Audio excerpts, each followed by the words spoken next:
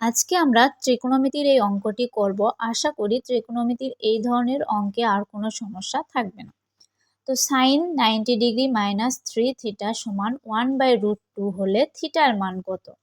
এখন আমরা sign 90 degree minus 3 theta এটিকে রেখে দিব, আর এখানে লক্ষ্য করব এটা সাইন কত ডিগ্রির মান দেওয়া আছে। 1/√2 হলো সাইন 45 ডিগ্রির মান, অর্থাৎ সাইন 45 ডিগ্রির মান। এটি আমরা লিখে নিলাম। এরপর উভয় পাশ থেকে সাইনকে উঠিয়ে দিব, তাহলে আমাদের অবশিষ্ট থাকবে 90 ডিগ্রি মাইনাস 3 থিটা, আর এ পাশে থাকবে 45 ডিগ্রি।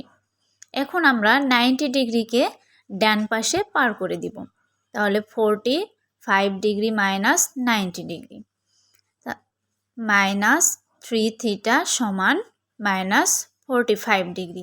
এখন মাইনাসকেও আমরা উঠিয়ে দিব উভয় পাশ থেকে, অবশিষ্ট থাকবে 3 থিটা সমান 45 ডিগ্রি। থিটাকে রেখে 3কে ওই পাশে পার করে দিব, ভাগ হয়ে যাবে, তাহলে 45কে 3 দ্বারা ভাগ করলে 15 ডিগ্রি, কোণের মান হবে 15 ডিগ্রি।